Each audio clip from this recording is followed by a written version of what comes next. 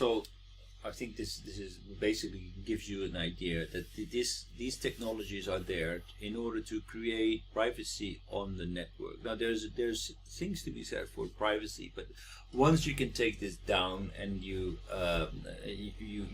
reduce the openness of the internet, you're also reducing the possibilities of that internet. So the darknet, as it is, it will allow us to do certain things, like for example, rebel against a leadership who you don't agree with without having to be traced down, traced back. So like during the Arab Spring, it allowed people to gather on the internet without being traceable. But there's also a big negative side to it if things become inaccessible for people, because the value of the network is as important as the content on it. And if that goes into inaccessible containers, that will basically reduce the value of the network. So in general, these things have applications, but I think we need to think harder about how we can make this work without creating the exclusive networks. So there's still a lot to be done regarding this dark web, and I don't think it's a good development for internet as a whole, especially as we become more and more towards an integrated internet, so that joins the physical world with the information world. If you want to see the rest of the video, the link is in the presentation.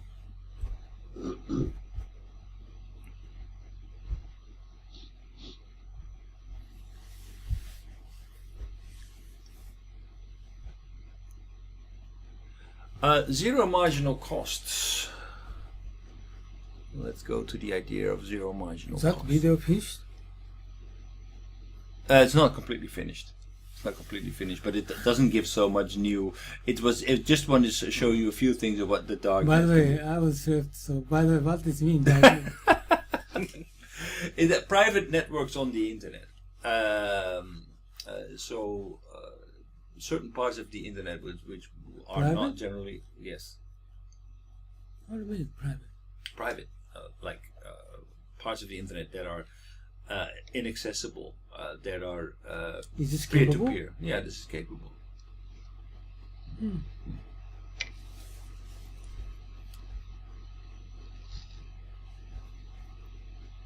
How do they going to handle private internet? Oh wait, sorry, I forgot something. How they're going to handle it? I'm preparing two homepage. One is easy to access, very short HTTP title, Right. but the other one is very long, so usually they cannot access it. So this is might be private internet, but how they want to? That's not really private.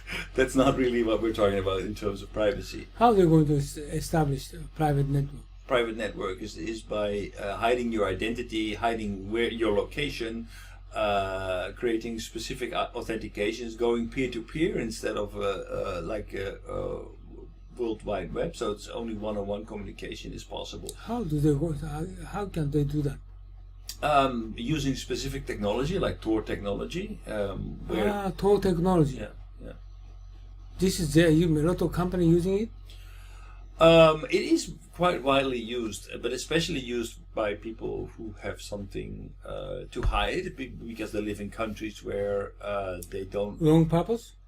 Well, for wrong purpose as well, because for example, if I'm looking for. They are doing it for business? Yeah. So, for example, I want to buy. I'm interested in organizing drugs trafficking between Colombia and Amsterdam. No. My question is not normal business. Well, normal business is possible, but I would say that if it's normal But business. for example, just only open for the members only. Well, that's basically just like in that case we are talking more about like intranet kind of solutions. Intranet kind of solution. Yeah. What do you mean intranet? Yeah, or extranet. Basically, that's more. It's basically you just need to log in to that network to access the information. But usually internet, everybody can access, like YouTube. Well, but not always. Like for example, I want to log in to the supplier network of NTT Docomo, for example, of NTT, because NTT is my customer, and I on their extranet I can see what kind of products they are looking for, and I can make a bid, for example, on a tender. So on that network, I can read the tender specifications. I'm not anonymous because I had to register for that, and I can put my bid there, and it will make make it easier for NTT to manage all their supplier information and integration without having to go through all the same steps over and over again. So. That's also internet, and it's also separate, but that is usually what companies do. They don't use technology like Tor to hide their traces and their location and who they are. That's usually used for people, for example, who want to buy weapons or supply weapons or pornography or what have you.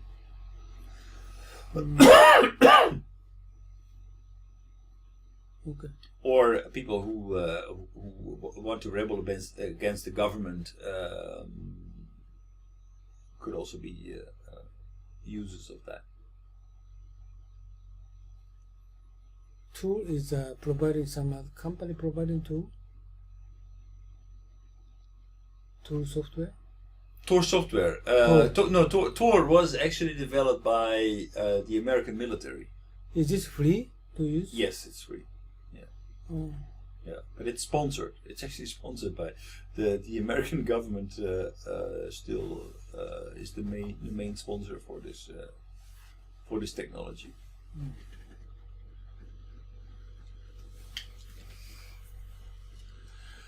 Zero marginal cost. Actually, I don't think we've already hit on that. So let's continue first here. Now we have a new platform. The Internet of Things platform is of a different nature than the platforms in the first and second industrial revolution. The new platform is really radical because this third industrial revolution platform is designed to be distributed, not centralized. It works best when it's collaborative and open and transparent rather than closed and proprietary. So that's the reason. And so that it's a vertically dispersed network where members collaborate together. So it works best that way. But vertically organized networks, like the big verticals, they have the capacity to exclude and include people. But if we have a distributed system, it works. It works best on an open platform. That's why the dark web. That's why it is a threat.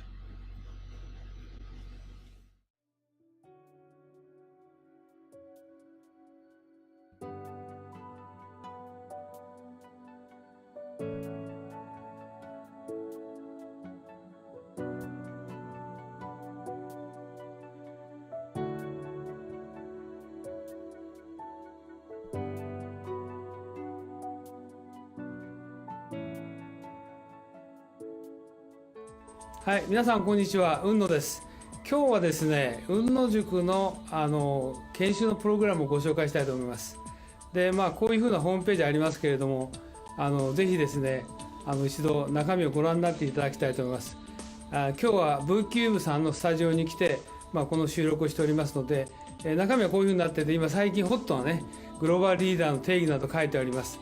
で、特に経団連が作成しました留学すれば英語ができて専門性を持つというだけではですね、グローバルリーダーになれないとここに書いてありますようにですね、仕事ができる専門性を持つ英語ができるだけじゃなくてですね、私どもの塾ではリベラルアーツということと、それからもう一つは孫子の兵を、さらにはですね、日本の歴史というものを合わせて教えることによって、皆さんが海外の欧米の方々ともしくは下級権の方々と正々堂々と渡り合えるような人物を育成しようというふうなことを考えております。ここに次のスライドが出ておりますけれども、ここに書いてありますのはですね、さらに、私どもの雲野塾の中身につきましてはですね、欧米の資料しか使っておりません。また実際に雲野塾は英語でやっておりますので、英語の講師が話しておりますけど、学習はですね、日本の歴史をまだ教えてますので、学習の午後はですね、日本のプログラムをしております。以前はこれ有料だったので、今はですね、実際に会場費も取っていただいておりませんで、毎回5000円ということで、朝9時から午後5時までやっておりますので、ぜひ皆さんですね、ご検討の上ご参加いただければと。英語のできない方もですね、学習の午後こういうふうな検証をしておりますので、ぜひご参加いただければというふうに思っておりますので、よろしくお願いします。で、ここにさらにですね、グループ討議とか実務の勘どころを教えると書いてありますけど、実際には私が10年ほどですね、欧米の新聞とか雑誌等をですね、集めてきた、もともと英語のベースでございますので、そうしたものをですね、50セッションのテーマに分けて資料作成しております。そういうことで、世界のオペレーション、もしくはカントリーリスクも含めてですね、しかも世界のトップの方々に対しても、いろいろな分析とか洞察をしてですね、議論をしております。そういったことも含めてですね、今後ともよろしくお願いしたいと思います。以上で私の挨拶を終えますが、今回のこのビデオの収録にあたってはですね、V キューブさんのスタジオをお借りしてですね、お時間を頂戴して、このビデオを作成させていただきました。よろしくお願いします。どうもありがとうございました。